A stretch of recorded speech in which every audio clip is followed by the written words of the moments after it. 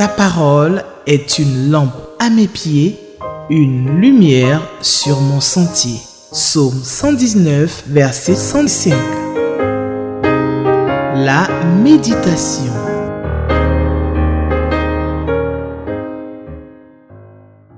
Shalom, shalom chers téléspectateurs d'Espérance TV, vous êtes au bon canal et l'heure qui nous est impartie, c'est cette heure-là où l'on plonge les regards dans la parole de Dieu afin de la sonder, de retirer pour soi une partie du riche trésor pour lequel tout homme sage qui est prêt à tout vendre pour l'acquérir, il va, il prend et puis voici, il trouve donc les richesses pour sa vie. Dixit, Matthieu, le chapitre 13, verset 44. Je suis très heureux de vous retrouver à votre émission journalière Méditons ensemble, une coproduction de la Ligue pour la lecture de la Bible Côte d'Ivoire avec Espérance TV.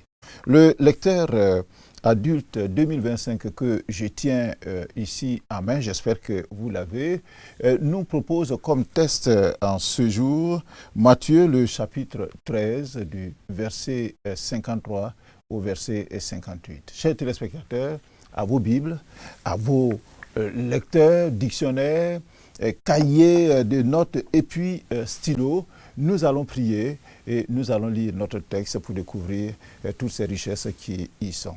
Seigneur, nous te remercions pour cette opportunité que tu nous donnes de venir à tes pieds pour venir recevoir les instructions qui viennent de toi. Nous montrer le chemin. Ta parole est une lampe à nos pieds et tu une notre chemin. Viens et instruis-nous dans le précieux nom de Jésus-Christ, notre Seigneur. Alors, avant de lire notre texte, je m'en vais vous dire que le Seigneur Jésus continue son ministère dont les grandes lignes ont été énoncées par lui-même à Jean-Baptiste qui était en prison en réponse aux questions de ce dernier par ses disciples, les disciples donc de Jean-Baptiste. Et le Seigneur fait dire à Jean-Baptiste dans Matthieu le chapitre 11, le verset 5, que les aveugles voient, les boiteux marchent, les lépreux sont purifiés, les sourds entendent, les morts ressuscitent et la bonne nouvelle est annoncée aux pauvres. Les miracles et les enseignements sur le royaume du Père, donc la bonne nouvelle du royaume, attirent de grandes foules admiratives de Jésus. Mais ces enseignements et ces miracles suscitent aussi des jalousies et de la haine de la part des chefs du peuple qui cherchent une occasion de faire mourir Jésus. Matthieu, le chapitre 12, nous a dit au verset 14 que les pharisiens y sortirent devant Jésus, bien sûr, et ils se consultèrent sur les moyens de le faire périr. Dès lors, le Seigneur use de prudence comme il a enseigné à ses disciples, nous l'avons lu précédemment. Il s'éloigne des lieux à risque, on le voit dans Matthieu le chapitre 12, verset 11. Il parle désormais en parabole sur beaucoup de choses. Et dans Matthieu, le chapitre 13 que nous avons lu ces derniers jours, nous parle donc de ces paraboles, afin d'en donner l'explication plus tard, seulement à ceux qui sont vraiment intéressés par son enseignement. De paraboles, Jésus en a donné. La parabole du semeur qui sortit pour semer, la parabole de la bonne sémence donc de l'ivraie semée dans un même champ, la parabole du grain de sénévé, le plus petit de toutes les semences, la parabole du levain qu'une femme a pris et mis dans 3 mesures de farine afin que la pâte soit toute levée, la parabole du trésor caché dans un champ pour lequel l'homme qui l'a trouvé, je l'ai cité tout à l'heure, le cache et va vendre tout ce qu'il a et achète donc ce champ, la parabole du marchand qui cherche de belles perles et la parabole du filet qui, jeté dans la mer, ramasse des poissons de toute espèce. Notre texte de ce jour, Matthieu le chapitre 13, à partir du verset 53 se situe à la fin de toutes ces paraboles données par Jésus. Alors, deux questions nous sont soumises par le lecteur pour nous aider à réfléchir à notre texte. Il s'agit de la question numéro 3. Y a-t-il un exemple à suivre ou à ne pas suivre? Et la question numéro 8. Y a-t-il d'autres passages bibliques qui m'aident à comprendre ce que j'ai lu? Le titre que le lecteur a donné à notre texte de ce jour, c'est « Jésus revient dans sa patrie ». Retenons cela. Jésus revient dans sa patrie. Je fais la lecture de notre texte dans la version Louis II avec vous. Verset 53. Lorsque Jésus eut achevé ses paraboles, il partit de là. S'étant rendu dans sa patrie, il enseignait dans la synagogue de sorte que ceux qui l'entendirent étaient étonnés et disaient « D'où lui viennent cette sagesse et ces miracles? N'est-ce pas le fils du charpentier? N'est-ce pas Marie qui est sa mère? Jacques, Joseph, Simon et Jude, ne sont-ils pas ses frères ?» Verset 56. « Et ses sœurs, ne sont-elles pas toutes parmi nous? D'où lui viennent donc toutes ces choses? » Verset 57. « Et il était pour eux une occasion de chute. Mais Jésus leur dit, « Un prophète n'est méprisé que dans sa patrie et dans sa maison. » Et verset 58 enfin. « Et il ne fit pas beaucoup de miracles dans ce lieu à cause de leur incrédulité. » Amen. Alors, nous allons répondre donc à la question 8, mais nous allons combiner cette question 8 avec la question 1. De quoi nous parle le texte et y a-t-il d'autres passages bibliques qui m'aident à comprendre ce que j'ai lu? Jésus revient dans sa patrie. Jésus a fait ses miracles et donné la majeure partie de son enseignement dans les villes autour du lac de Génézareth et à Jérusalem en Judée.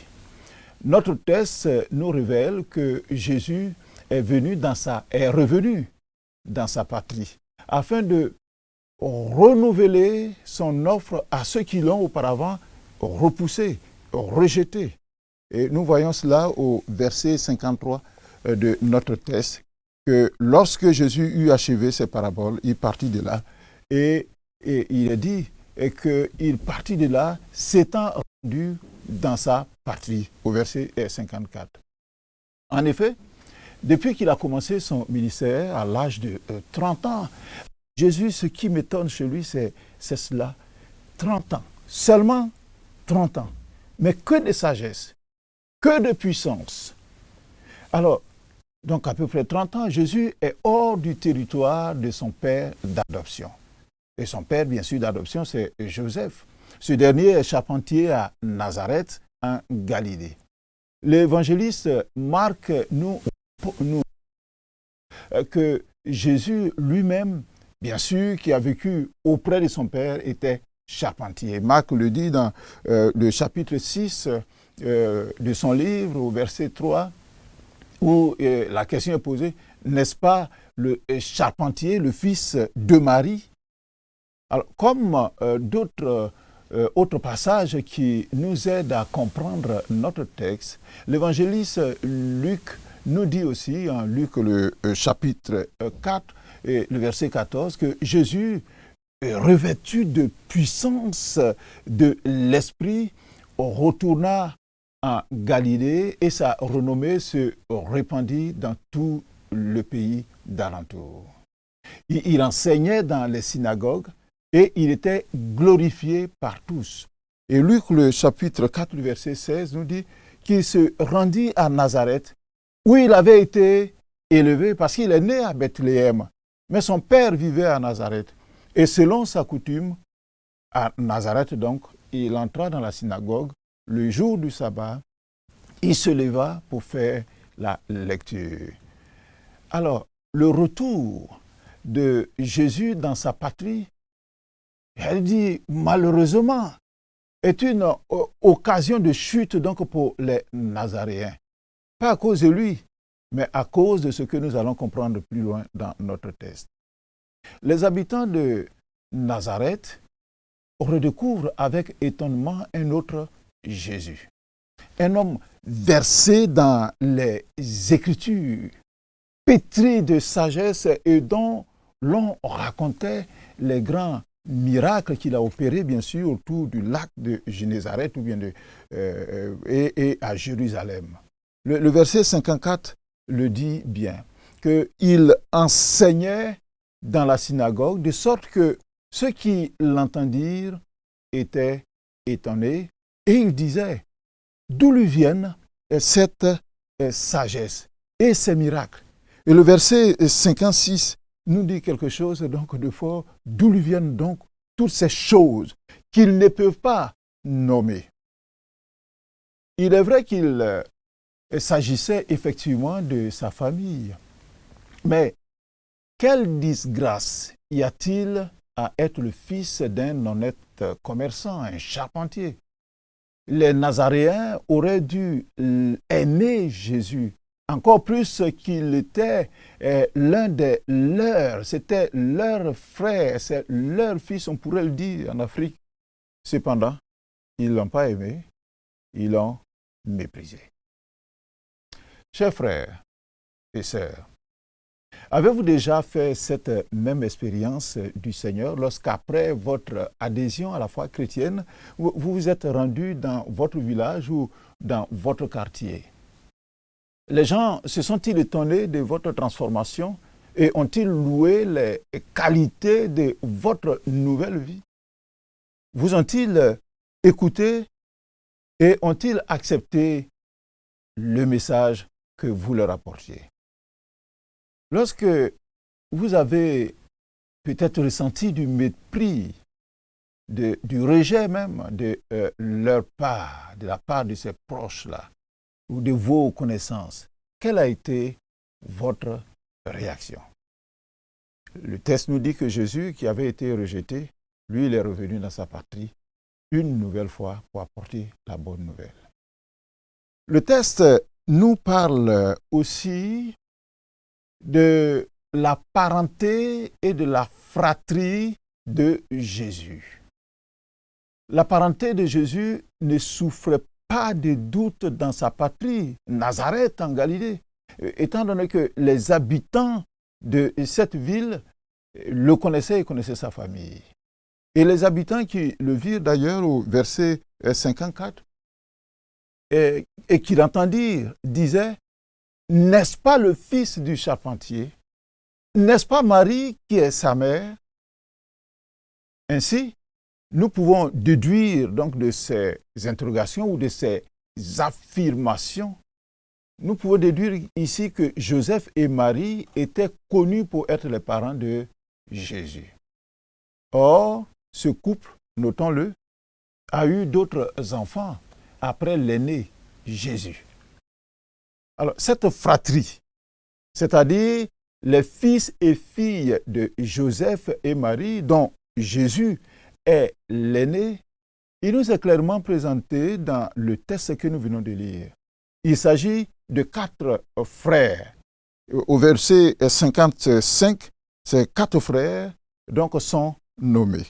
Il s'agit de Jacques, de Joseph, de Simon et de Jude. Ce sont les frères donc de Jésus.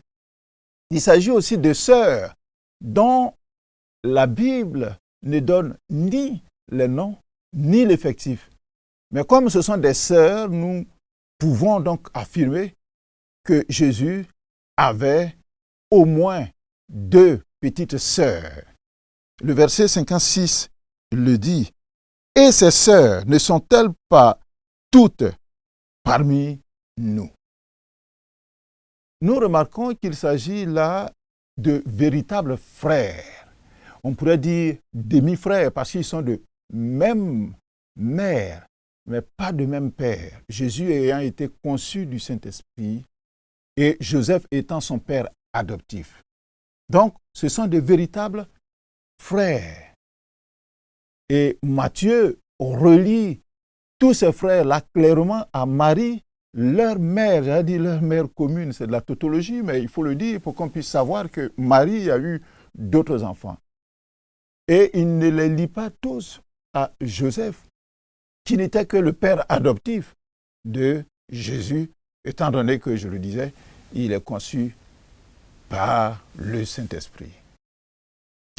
Le fait que Joseph n'apparaît dans aucun de ces récits suggère qu'il était probablement déjà mort. Matthieu souligne ici qu'il ne s'agit pas de cousins, c'est-à-dire les Judes et autres, ce ne sont pas des cousins de Jésus, ce ne sont pas des enfants de Joseph issus d'un mariage précédent, comme certains pères de l'Église l'ont avancé. Cette fratrie de Jésus est mentionnée dans tous les évangiles. On le retrouve dans Marc, le chapitre 3, verset 31. On retrouve aussi dans Luc, le chapitre 8, le verset 19 à 21. Et on retrouve ces mêmes éléments dans Jean, le chapitre 7, du verset 3 au verset 5. Matthieu et Marc fournissent les noms des 4 frères que nous venons donc de citer tout à l'heure. Chers lecteurs de la Bible, chers frères et chères sœurs, dire que Jésus avait des frères et des sœurs, ou que Marie, sa mère, a eu d'autres enfants en dehors donc de notre Sauveur, est-ce que ça vous pose un problème?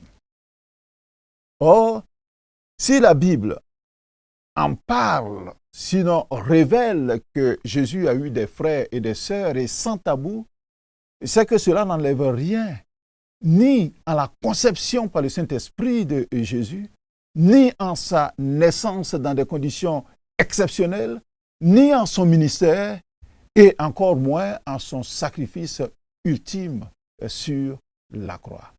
Parce que Jésus était parfaitement homme par sa naissance, et Jésus était parfaitement Dieu par son naissance divine. Personnellement, ce qui me choque, mais qui me choque agréablement dans cette nouvelle nature de Jésus, c'est moins les conditions de sa naissance que le fait de devenir un humain. Le changement de nature, même circonstanciel, me semble trop rabaissant, humiliant pour le Fils de Dieu. Et c'est ce qui me choque. Mais, comme je le dis, agréablement. Mais dès lors qu'il a changé de nature, en devenant homme, les autres réalités liées à cette nature ne sont que les conséquences, le prolongement de l'humiliation. Ainsi, naître d'une femme, fût-elle vierge, dans une étable, parce qu'il n'y avait pas de place pour lui à l'hôtellerie, à l'auberge, avoir des frères et sœurs de la même mère, tout cela participe de son abaissement dans sa nature humaine. Point n'est donc besoin de chercher à redorer la situation de Jésus, la naissance, sa condition, et enlever quelque chose donc de cette réalité de l'abaissement du Fils de Dieu. Et bien au contraire, nous devons reconnaître cet état de fait, l'humiliation de la parole, comme Jean le dit, faite chair, mais par amour pour nous. Nous devons reconnaître cela afin de rendre gloire à Dieu, parce que en devenant humain, il payait par sa mort le salaire du péché pour nous délivrer. Nous devons donc rendre gloire à Dieu. Selon 1 Corinthiens, le chapitre 1 et le verset 27, parce que Dieu a choisi les choses folles du monde pour confondre les sages. Et en devenant humain, Dieu a choisi les choses faibles du monde pour confondre les fortes. C'est cela. Nous devons glorifier Dieu pour cela, mais non en avoir honte, parce qu'il fallait que notre Seigneur passe par là. Répondons à la question 3 qui nous est posée. Y a-t-il un exemple à suivre ou à ne pas suivre dans notre texte? D'exemple à suivre, moi j'ai relevé Jésus qui revient dans sa patrie malgré qu'il ait été repoussé dès le départ. Il y revient afin de leur faire bénéficier du message du royaume. Et le verset 54 le dit bien, que s'étant rendu dans sa patrie, il enseignait dans la synagogue, de sorte que ceux qui l'entendirent étaient étonnés et disaient d'où lui viennent cette sagesse. De nos jours, certains chrétiens n'osent pas aller dans leur village ou dans leur région en vue de partager leur foi. Et ils craignent d'être tournés en dérision à cause donc de leur passé, on les y connaît. Mais il faut briser ce sentiment car nous sommes de nouvelles créatures en Christ. Et 2 Corinthiens d'ailleurs le dit, que si quelqu'un est en Christ, il a une nouvelle créature. Les choses anciennes sont passées, voici toutes choses sont devenues nouvelles, et ces choses nouvelles, il faut révéler ça aux autres. D'autres, par contre, chrétiens, n'osent pas aller dans leur région, dans leur village, parce qu'ils manquent d'assurance. Ils craignent d'être malmenés par des sorciers ou par des mauvais esprits. Oh que non! Non! En vérité, le chrétien il est redouté par ceux qui pratiquent le cultisme ou la sorcellerie et par les esprits mauvais. Les démons ou esprits mauvais ont peur du chrétien. Parce que nous avons l'Esprit de Dieu en nous. Parce que nous avons le pouvoir de les chasser. N'ayons pas peur. C'est eux qui ont peur de nous et la peur se trouve donc de leur côté. Comme Jésus, allons dans nos patries, dans nos villages, dans nos régions pour témoigner de notre foi malgré le risque donc de mépris de la part de parents ou de connaissances. Alors, comme exemple à ne pas suivre, j'ai relevé l'incrédulité des habitants de Nazareth, la patrie de Jésus. Le verset 58 le dit, qu'il ne fit pas beaucoup de miracles dans ce lieu à cause de leur incrédulité. Le fait de ne pas faire beaucoup de miracles dans sa patrie ne suggère pas que le pouvoir de Jésus a été en quelque manière amoindri par l'incrédulité donc des Nazaréens. Et peut-être que du fait de leur incrédulité, les gens de Nazareth ne venaient pas vers lui pour recevoir une guérison ou un miracle, comme on le faisait à Capernaum ou bien à Jérusalem. Ces gens le connaissaient, il allait dire, trop bien. Et en tant qu'enfant, ils l'ont vu. Plus jeunes, ils l'ont vu dans leur village. Ils savent qu'il est charpentier, tout comme son père Joseph. Ils étaient étonnés par sa sagesse et par les miracles qu'on racontait à son sujet. Pour eux, il n'était que le fils du charpentier. Ils connaissaient Marie, sa mère, et ses frères Jacques, Joseph, Simon et Jude, ainsi que ses sœurs. Alors, comment un des enfants de leur propre ville, à peine âgé de 30 ans, donc un jeune, pouvait-il dire et faire des choses qui lui avaient valu une telle renommée? Alors, au lieu d'en éprouver de la fierté, de croire au Fils de Dieu au milieu d'eux, et étant leur, enfants, entre guillemets, les habitants de Nazareth étaient plutôt perplexes et ils préférèrent s'accrocher à leur ignorance plutôt que d'admettre la vérité qui sortait donc de ce jeune de 32 ans à peu près. Alors, question. Nous arrive-t-il de regarder avec peu de considération ou mépris de vieilles connaissances, des camarades ou des jeunes qui sont devenus des hommes donc de Dieu, au point de ne pas considérer leur message? Je dis, mais ce jeune, il était là avec nous. Mais ça, ce n'est qu'un enfant. Mais c'est l'enfant de Jean. Alors, Si oui, que nous ne considérons pas leur message, leur ministère, alors nous ressemblons à ces Nazaréens. Vous savez, l'incrédulité est un grand obstacle aux faveurs de Dieu, aux faveurs de Jésus. Je répète, l'incrédulité est un grand obstacle aux faveurs de Christ. Cela poussa Jésus à leur déclarer qu'un véritable prophète est généralement plus apprécié quand il est loin des siens. Son entourage et sa famille suscitèrent une familiarité parce qu'ils le connaissent, et cette familiarité engendra du mépris. L'incrédulité freina considérablement l'œuvre du Seigneur à Nazareth. Il ne guérit là que quelques malades, alors que certainement il y en avait. Il y avait des démoniaques, car l'objectif de Jésus n'était pas de faire du bien à des gens qui n'en éprouvaient nul désir. Autrement, il aurait satisfait les besoins des personnes qui n'en avaient aucune conscience. Alors, notre temps est pratiquement arrivé à son terme.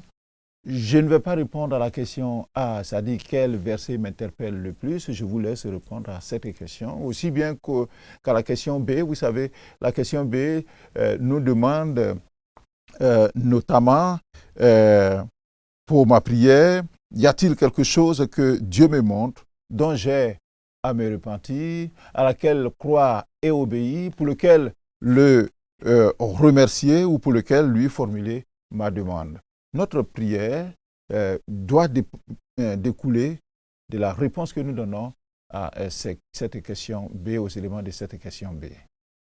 Alors que le Seigneur nous bénisse et que nous puissions voir donc dans cet abaissement de Jésus, parce qu'aujourd'hui nous savons que Marie a eu d'autres enfants après lui, des garçons, 4 garçons notamment et des filles. Et nous savons aussi que le prophète, personne n'est prophète chez soi, qu'on est rejeté. Mais nous avons l'attitude de Jésus qui nous sert d'exemple. Que le Seigneur nous bénisse par cette parole que nous avons lue et que nous avons commentée avec vous. Priez avec moi, chers téléspectateurs. Seigneur Jésus, je veux comme toi aller dans ma patrie pour témoigner de ma foi et partager le salut qui se trouve en toi et que tu m'as communiqué. Aide-moi à vaincre les candidatons, les moqueries, les jugements du public, d'amis, de connaissances, de parents, à vaincre cela et à porter ta nouvelle à ceux-là. Apprends-moi et apprends à tous les téléspectateurs, tous les méditateurs de ta parole à considérer les talents que tu as mis en ceux qui nous sont familiers, afin de les encourager d'une part et d'autre part à bénéficier de leur ministère. Bénis notre journée, que ta grâce nous accompagne. Au nom de Jésus-Christ, Amen. Alors, demain, un autre jour, et vous retrouverez le commentaire donc du lecteur, ce que nous venons de le texte que nous venons de lire aujourd'hui. Vous retrouverez le commentaire à la page 33. Demain, un autre jour, un autre texte, une autre bénédiction. Que le Seigneur soit avec vous. Shalom. Ta parole est une lampe à mes pieds, une lumière sur mon sentier. Psaume 119, verset 105. La méditation.